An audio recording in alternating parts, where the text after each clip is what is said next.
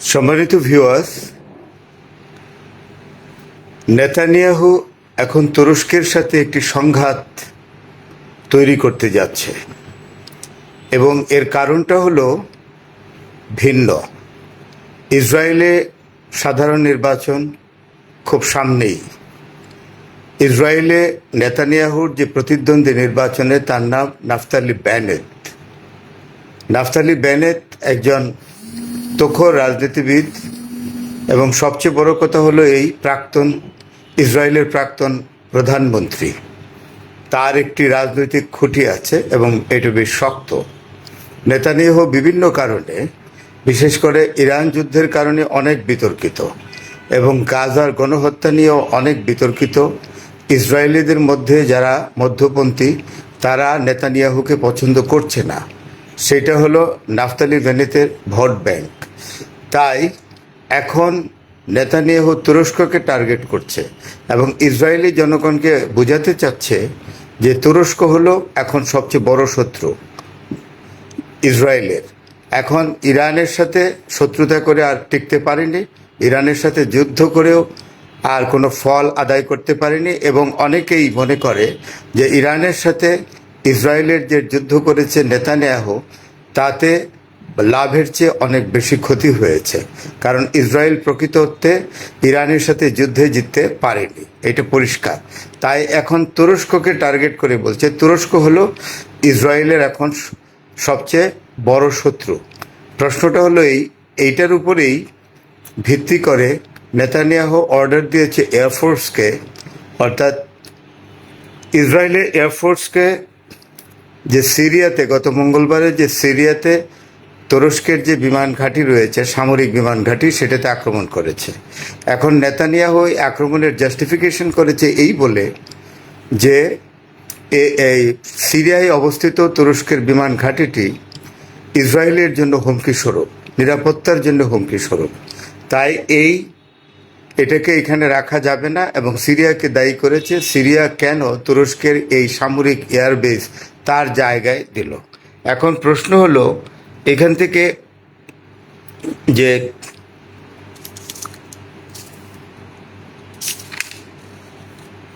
এখানে একটি মাধ্যমে দেখে দূরত্বের মাধ্যমে তুরস্ক থেকে যে সামরিক বিমান ঘাঁটিটি সিরিয়াতে আছে সেটা দূরত্ব হলো 70 কিলোমিটার। অর্থাৎ তুরস্ক তার স্ট্র্যাটেজিক কারণেই সিরিয়ার ভূমিতে এই বিমান ঘাঁটিটি করেছে এবং সেটা হলো তুরস্ক থেকে 70 কিলোমিটার দূরে। আর ইসরায়েল থেকে এই সামরিক ঘাঁটিটির দূরত্ব হলো 450 থেকে 400 কিলোমিটার। তাইলে 450 কিলোমিটার দূরে যে বিমান ঘাঁটিটি আছে সেইটা ইসরায়েলের বড় ধরনের ঝুঁকি বা হুমকির কারণ হয়ে দাঁড়ালো। আর ইসরায়েল যে বোমা নিক্ষেপ করলো এই বিমান ঘাঁটির উপরে, সেই বিমান ঘাঁটিটি মাত্র তুরস্ক থেকে 70 কিলোমিটার দূরে।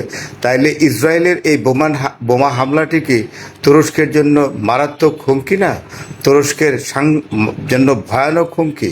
কই, তুরস্ক তো কোনো রকম রিটালিয়েশনে গেল না। এখন তুরস্কের অথরিটি, বিশেষ করে এরদোয়ান, তিনি বক্তব্য দেননি, তার সেন্টিমেন্টটা বোধ হয় এইরকম যে নেতানিয়াহু এই কাজটি করছে আসলে সামনে তার নির্বাচন আছে, এই নির্বাচনে বোঝাতে জনগণকে বোঝানো যে তুরস্ক বড় ধরনের হুমকি, তাই তুরস্কের বিরুদ্ধে আমরা এই বিমান হামলা করেছি, তুরস্ক আমাদের কিছু করতে পারেনি। এটার দুটো দিক আছে। একটি হলো তুরস্ক সংঘাতে জড়াতে চায় না। তুরস্ক যদি কোনো পাল্টা আক্রমণ করে সেইটাকে নেতানিয়াহু তার সামনের নির্বাচনে ক্যাশ করবে, যে দেখো এই যে তুরস্ক আক্রমণ করছে, আমরা প্রতি আক্রমণ করছি। নেতানিয়াহু বলবে যে আমি একমাত্র প্রধানমন্ত্রী যে ইসরায়েলকে রক্ষা দিতে পারি, সুরক্ষা দিতে পারি, আর অন্য কেউ পারবে না। নেতানিয়াহু এই বিষয়টা তুরস্কের অথরিটি এটা বুঝতে পেরেছে, এরদোয়ানও হয়তো বুঝতে পেরেছে, তাই কোনো পাল্টা আক্রমণে না গিয়ে এখন পর্যন্ত চুপ আছে, কোনো বক্তব্যও দেয়নি, কোনো পাল্টা আক্রমণেও যায়নি। কিন্তু প্রশ্নটা হলো যদি নির্বাচনের আগে নেতানিয়াহু তুরস্কের মূল ভূখণ্ডে আক্রমণ করে, তখন বিষয়টা কি হবে? হ্যাঁ, তুরস্ক একটা টেঞ্জিবল একটা কমপ্লেন করেছে। এটাকে আমি টেঞ্জিবল কমপ্লেনই করব। সেটা হলো ওই যে ফ্লোটিলা, গাজাগামী ফ্লোটিলার উপরে আক্রমণ করেছিল ইসরায়েলিরা। সেইখানে একটি আবেদন জানিয়েছে ইন্টারপোলে। এটাকে আসামি করা হয়েছে এই আবেদনে নেতানিয়াহুকে এবং আরেকজনকে। এই ইন্টারপোলকে তুরস্কের সরকার অনুরোধ করেছে নেতানিয়াহুর বিরুদ্ধে ইন্টারপোলে যেন নেতানিয়াহুকে একটা গ্রেফতারি পরোয়ানা দিয়ে তাকে যেন গ্রেফতার করা হয়। এটা কিছুই হবে না। যেখানে ইন্টারন্যাশনাল কোর্ট অফ ক্রিমিনাল কোর্টই নেতানিয়াহুকে, তার বিরুদ্ধে ওয়ারেন্ট আছে, সেখানেই তাকে এখন পর্যন্ত গ্রেফতারের কোনো ব্যবস্থা হয়নি বা গ্রেফতার করা হয়নি। সেখানে ইন্টারপোলে তার বিরুদ্ধে অভিযোগ করলে সেটা যে খুব কার্যকরী হবে আমার তো মনে হয় না। তো সুতরাং দেখা যাক যে নেতানিয়াহু ইলেকশন পর্যন্ত, তার নির্বাচন পর্যন্ত আর কোনো সামরিক অভিযান বা বিমান হামলা তুরস্কে করে কিনা, তুরস্কের ভূখণ্ডে করে কিনা, তুরস্কের সীমান্তে করে কিনা। কারণ তুরস্কের ভূমিকা কিন্তু একটু রহস্যজনক। এটার অনেকটা কারণও আছে। তুরস্ক নিজেও জানে যে ন্যাটোভুক্ত দেশ হওয়াতে যে বিষয়টা হয়েছে, যে ইচ্ছা করলেই তুরস্ক যুদ্ধ করতে পারে না। কারণ যুদ্ধ করতে হলে তার জোটের অন্যান্য সদস্যদের সেখানে অনুমোদনের দরকার আছে।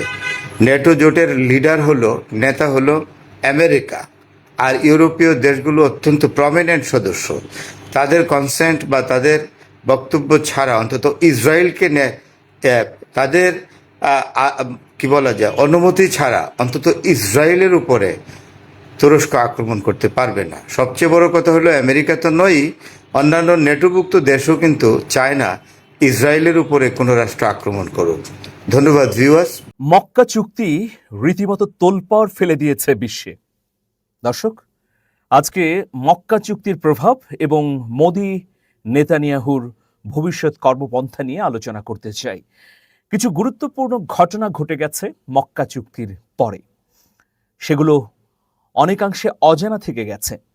চুম্বক তথ্যগুলো আপনাদের সামনে উপস্থাপন করব। আপনারা থাকুন এই আলোচনা শেষ পর্যন্ত। মতামতগুলো লিখুন ইউটিউবের কমেন্ট বক্সে। দর্শক, মক্কা জোটের খবরে মোদিকে নেতানিয়াহুর ফোন, এরপর কি ঘটল, তাদের মধ্যে কতটা উদ্বেগ, আশঙ্কা বা সমীকরণ কি তৈরি হচ্ছে, সেগুলো নিয়েই এই আলোচনা। আশা করছি শেষ পর্যন্ত থাকবেন প্রিয় দর্শক। মক্কা জোটের প্রভাব নিয়ে বিশ্লেষক আলতাফ পারভেজ চমৎকার একটি লেখা লিখেছেন। তার চুম্বক অংশ আপনাদেরকে শোনাতে চাই। ইরানের সঙ্গে ইসরায়েল ও যুক্তরাষ্ট্রের সংঘাত ও এর ফলাফল যে এই চুক্তির পটভূমি তৈরি করেছে সেটা না মেনে উপায় নেই। চুক্তি স্বাক্ষরকারী 3 শাসকই যুক্তরাষ্ট্রের কম বেশি ঘনিষ্ঠ, মানে সৌদি আরব, পাকিস্তান এবং তুরস্ক। এই 3 দেশের রাষ্ট্রপ্রধানরা যুক্তরাষ্ট্রের প্রেসিডেন্ট ডোনাল্ড ট্রাম্পের ঘনিষ্ঠ ভাজন। এসব কারণেই অনেকের মনে প্রশ্ন জেগেছে যে চুক্তির প্রতিপক্ষ ইরান কিনা। না, ইতোমধ্যেই এটা পরিষ্কার হয়ে গেছে যে এই ত্রিদেশীয় মক্কা চুক্তির প্রতিপক্ষ ইরান নয়, বরং এই চুক্তির ফলে মধ্যপ্রাচ্যে মার্কিন আধিপত্য জিরোতে নামিয়ে আনবে। ইসরায়েলের কথাও কেউ কেউ ভেবে থাকবেন যে যদি এই 3 দেশের রাষ্ট্রপ্রধান মার্কিন প্রেসিডেন্ট ডোনাল্ড ট্রাম্পের ঘনিষ্ঠ হয়ে থাকেন, তাহলে তারা ইসরায়েলেরও ঘনিষ্ঠ। এভাবে সমীকরণ করলে কিন্তু ভুল হবে। দেখুন, রিসেপ তাইব এরদোয়ান অথবা শাহবাজ শরীফ অথবা মোহাম্মদ বিন সালমান, এই 3 জনই কিন্তু ডোনাল্ড ট্রাম্পের কাছের মানুষ। তবে তারা ইসরায়েলের প্রধানমন্ত্রী নেতানিয়াহুর কাছে নন। বিশেষ করে শাহবাজ শরীফ এবং রিসেপ তাইব এরদোয়ান তো একেবারেই নন। সৌদি আরবের প্রধানমন্ত্রী এবং ক্রাউন প্রিন্স মোহাম্মদ বিন সালমানের সঙ্গে কারো কারো যোগাযোগ থাকলেও থাকতে পারে, সংযুক্ত আরব আমিরাতের বা ইসরায়েলের। কিন্তু এটা একদম স্পষ্টভাবে হলফ করে বলা যায় যে এরদোয়ান এবং শাহবাজ শরীফের সঙ্গে নেতানিয়াহুর কোনো ধরনের সম্পর্ক নেই। দর্শক, চুক্তি স্বাক্ষরের আগ মুহূর্তে ইসরায়েলের প্রধানমন্ত্রী ভারতের প্রধানমন্ত্রীকে ফোন করেছেন বলে খবর পাওয়া যাচ্ছে। স্বাভাবিকভাবে প্রশ্ন ওঠে তাদের জন্য এই চুক্তি কতটা তাৎপর্যপূর্ণ। বিশেষ করে পাকিস্তানের সঙ্গে ভারতের বৈরী সম্পর্কের পটভূমিতে ত্রিদেশীয় এই সামরিক জোট নয়াদিল্লির জন্য অধিক চাপ তৈরি করলো কিনা। আমি একটা বিশ্লেষণে স্পষ্ট করেই বলেছিলাম যে যেহেতু নয়াদিল্লি সৌদি আরবকে বন্ধু মনে করে বা এখনো দুই দেশের মধ্যে বিপুল অর্থনৈতিক কর্মকাণ্ড পরিচালিত হচ্ছে, সুতরাং সৌদি আরবকে ঘিরে পাকিস্তান এবং তুরস্কের এই ত্রিদেশীয় জোটে অসন্তুষ্ট হওয়ার কি কোনো কারণ আছে নয়াদিল্লির? কিন্তু না, কারণ আছে। চুক্তিতে রয়েছে আলোচ্য 3 শরিকের কেউ আক্রান্ত হলে সেটা 3 দেশের আক্রান্ত হওয়া হিসেবে ধরে নেওয়া হবে। এই অনুচ্ছেদ ন্যাটোর 5 নম্বর অনুচ্ছেদের মতো, যার ব্যাখ্যা এটা দাঁড়ায় যে ভারত পাকিস্তান যে কোনো ভবিষ্যৎ যুদ্ধে তুরস্ক ও সৌদি আরব ও ইসলামাবাদের পাশে দাঁড়াবে, কিংবা ইরান সৌদি যে কোনো সামরিক সংঘাতে পাকিস্তান ও তুরস্ক তেহরানের বিরুদ্ধে লড়বে। পাকিস্তান ইতোমধ্যে সৌদি আরবে কিছু পরিমাণে আকাশ প্রতিরক্ষা ব্যবস্থা এবং সৈনিক মোতায়েন করেছে। ত্রিদেশীয় চুক্তির আগে গত সেপ্টেম্বরে সৌদি আরবের সঙ্গে পাকিস্তানের পৃথক একটি সামরিক চুক্তি হয়েছিল। পরের চুক্তি নিঃসন্দেহে আগের চুক্তির চেয়ে বড় আকারের অগ্রগতি। প্রিয় দর্শক, নেতানিয়াহু যে ফোন করলেন মোদিকে, এই ফোন করার পর তাদের মধ্যে কি আলোচনা হয়েছে? আমরা আন্তর্জাতিক গণমাধ্যমগুলো ঘেঁটে যে তথ্য পাচ্ছি, সেই তথ্য থেকে জানা যাচ্ছে যে এই দুই নেতা মক্কা চুক্তি নিয়ে মূলত উদ্বেগ প্রকাশ করেছেন। পরবর্তীতে কি কি পদক্ষেপ গ্রহণ করতে পারেন তারা, সে নিয়েও কথা হয়েছে মোদি এবং নেতানিয়াহুর মধ্যে। দেখুন, একেবারে সমীকরণ উল্টে পাল্টে যাচ্ছে নরেন্দ্র মোদির। কারণ তিনি কি ভেবেছিলেন আর কি হলো? তিনি মনে করেছিলেন যে এই যুদ্ধে ইসরায়েল জিতে যাবে, আর এ ধরনের ভবিষ্যৎ চিন্তা মাথায় রেখেই নরেন্দ্র মোদী এবং তার বিজেপি সরকার স্পষ্টভাবে ইসরায়েলকে সমর্থন দিয়েছিল, ইরানের সঙ্গে এতদিনের সম্পর্কে দূরত্ব তৈরি করেছিল। কিন্তু এখন যা দেখা যাচ্ছে, সেই ধারণা ভারতের ভুল ছিল। আসলে সেগুলো বড় কথা নয়, বড় কথা হচ্ছে ভারতের বর্তমান সরকারের যে নীতি এবং আদর্শ, সেটা পুরোপুরি নেতানিয়াহুর নীতি এবং আদর্শের সঙ্গে মিলে যাচ্ছে। ভারত সরকারের নীতি আদর্শ কি? মুসলিম বিরোধিতা। আর নেতানিয়াহুর নীতি আদর্শ হচ্ছে মুসলিম নিপীড়ন। তো দুজনের নীতি মিলে গেছে, ফলে তারা এখন এক লাইনে চলে আসছেন, এক ধরনের কথা বলছেন এবং এক চিন্তা পোষণ করছেন। দর্শক, তো মক্কা চুক্তির ফলে সৌদি আরব যতই ভারতের কাছে হোক না কেন, স্বস্তিদায়ক হচ্ছে না দিল্লির। ফলে 7ই আগস্ট এই চুক্তিটি স্বাক্ষরিত হয়েছে। ঠিক 7ই আগস্ট এই চুক্তি স্বাক্ষরিত হবার পর মোদি এবং নেতানিয়াহুর ফোন আলাপ হয়েছে। এখানে কয়েকটি বিষয়ে আলাপ হয়েছে বলে চ্যাথাম হাউসের একটি সূত্র জানাচ্ছে। ভারতের উল্লেখযোগ্য গণমাধ্যমগুলো কিছু তথ্য দিচ্ছে। প্রথমত, এই চুক্তির ফলে সৌদি আরব, পাকিস্তান এবং তুরস্ক কি ধরনের আচরণ করে সেটা গভীরভাবে পর্যবেক্ষণ করবে তেল আবিব এবং নয়াদিল্লি। এটা হচ্ছে প্রথম বিষয়। দ্বিতীয় বিষয় হচ্ছে যে এই চুক্তির বিপরীতে ইসরায়েল, ভারত মিলে নতুন কোনো জোট তৈরি করতে পারে কিনা, যে জোটের লক্ষ্য উদ্দেশ্য দৃশ্যমানভাবে হবে মধ্যপ্রাচ্যের মঙ্গল। ধরুন, উপসাগরীয় জোট নামে জোট হতে পারে, অথবা স্থিতিশীলতার পক্ষের জোট হতে পারে। ইসরায়েলের সঙ্গে ভারত তো যুক্ত হবেই, মধ্যপ্রাচ্যের মুসলিম দু একটি রাষ্ট্রও যুক্ত হয় কিনা সেটা নিয়ে মূলত নেতানিয়াহু এবং মোদির সঙ্গে পর্যালোচনা করেছেন। তো নেতানিয়াহু মোদির আলাপ আলোচনায় এগুলো উঠে এসেছে। তো তারা দুজনেই একমত হয়েছেন, তাদের এই ধরনের জোট হলে সেখানে সংযুক্ত আরব আমিরাত, কুয়েত, জর্ডানের মতো রাষ্ট্রগুলোকে রাখা যায় কিনা। যদি রাখা যায় তাহলে তার সর্বজনীনতা এবং গ্রহণযোগ্যতা বাড়বে। কিন্তু প্রিয় দর্শক, এই কথাটিও সামনে এসেছে যে এই ধরনের একটা সামরিক শক্তির বিপরীতে প্রকাশ্যে আরব আমিরাত কি অন্য কোনো ইসরায়েল বা ভারতপন্থী জোটে যোগ দেবার সাহস করবে, অথবা জর্ডান অথবা কুয়েত, যেখানে ইরান একটা স্পষ্ট শক্তির সমীকরণ তৈরি করেছে মধ্যপ্রাচ্যে। দেখুন, প্রথম এটা মনে হয়েছে যে ইরান বিরোধী জোট, কিন্তু পরবর্তীতে স্পষ্ট হয়ে গেছে যে না, এটা ইরান বিরোধী জোট নয়, বরং মধ্যপ্রাচ্য থেকে মার্কিন যুক্তরাষ্ট্রের আউট হবার এটা প্রথম পদক্ষেপ। প্রিয় দর্শক, তবে নেতানিয়াহু এবং মোদির আলাপচারিতায় সবসময়ই তারা আরব আমিরাতের প্রেসিডেন্টের প্রসঙ্গ টেনেছেন। নেতানিয়াহু নাকি এটাও বলেছেন যে তার সঙ্গে আরব আমিরাতের প্রেসিডেন্টের সখ্যতা ঘনিষ্ঠতা রয়েছে, সুতরাং তিনি কোনো কিছু আহ্বান করলে সেটা গ্রহণ করতে পারেন। একইভাবে নেতানিয়াহু বলেছেন যে মধ্যপ্রাচ্যে তাদের ঘনিষ্ঠ মিত্র সংযুক্ত আরব আমিরাতের পাশাপাশি জর্ডান, কুয়েত, বাহরাইন এই রাষ্ট্রগুলো যদি তাদের সঙ্গে এক থাকে তাহলে সবগুলো দেশকে নিয়ে একটা প্ল্যাটফর্ম তৈরি করা যায়, যেটা কার্যকরভাবে প্রথমত ইরানের বিরুদ্ধে, দ্বিতীয়ত এই ত্রিদেশীয় জোটের বিরুদ্ধে কাজ করবে।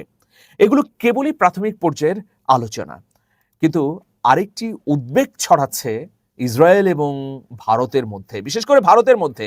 সেটা হচ্ছে যে বাংলাদেশ যদি এই জোটে যুক্ত হয় তাহলে তাদের জন্য ভয়াবহ পরিণতি অপেক্ষা করছে, বা প্রতিবেশী হাতছাড়া হয়ে যাবার একটা মারাত্মক আশঙ্কা তৈরি হয়েছে। প্রিয় দর্শক, তো আমাদের পররাষ্ট্র প্রতিমন্ত্রী, যিনি পররাষ্ট্র উপদেষ্টা ছিলেন প্রধানমন্ত্রী তারেক রহমানের, তিনি একটি মন্তব্য করেছেন। সেই মন্তব্যটি জেনে নেই। বলেছেন যে নিজেদের স্বার্থ এবং পরিবর্তিত বিশ্ব অর্থনীতি ও বাণিজ্য পরিস্থিতি বিবেচনায় রেখে তিন দেশের এই অর্থনৈতিক বা প্রতিরক্ষা জোটে যোগ দেওয়ার বিষয়ে বাংলাদেশ ইতিবাচক মনোভাব পোষণ করছে।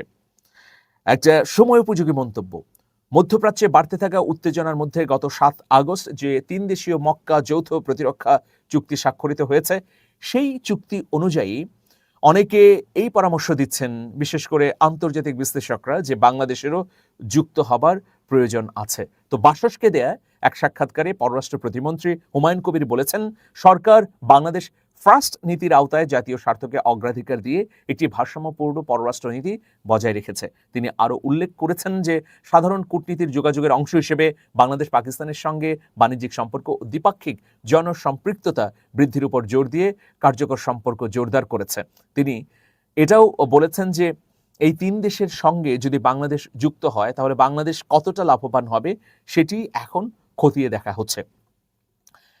দেখুন, এই চুক্তিটি স্বাক্ষরিত হওয়ার পর তুরস্কের পররাষ্ট্রমন্ত্রী হাকান ফিদান তিনি বলেছেন, এই চুক্তিটি কারিগরি দিক থেকে ন্যাটোর 5 নম্বর অনুচ্ছেদের যৌথ প্রতিরক্ষা ব্যবস্থার মতো হলেও এটি ইরান বা অন্য কোনো দেশের বিরুদ্ধে নয়। তিনি কিন্তু স্পষ্টভাবে বলেছেন, তিনি আরেকটি কথা বলেছেন যে এই চুক্তিটি 3 মিত্র দেশের নিরাপত্তা নিশ্চিত করার এক অসাধারণ অঙ্গীকার।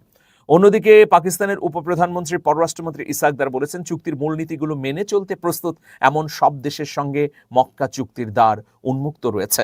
এখন এটিও শোনা যাচ্ছে যে মিশর খুব শিগগিরই এই মক্কা প্রতিরক্ষা জোটে অংশ নেবে, আর বাংলাদেশ যদি যুক্ত হয় তাহলে বলা যায় যে 5টি দেশের জোটে পরিণত হবে। হঠাৎ করেই বাংলাদেশকে যুক্ত হবার এই আলোচনা তৈরি হয়েছে কেন? কারণ আপনারা সবাই জানেন যে 2024-এর গণ অভ্যুত্থানের পর ভারত আমাদের সঙ্গে সম্পর্কের সব দরজা বন্ধ করেছে। যদিও সম্প্রতি ভারত আগ বাড়িয়ে তড়িঘড়ি করে এই সম্পর্ক মেরামত করতে চাচ্ছে, কিন্তু আসলে বাস্তবতা হচ্ছে গত 2 বছর ভারত একেবারে দরজা বন্ধ করে রেখেছিল। তার পরিপ্রেক্ষিতে বাংলাদেশ নানা ধরনের আন্তর্জাতিক সম্পৃক্ততা বাড়িয়েছে।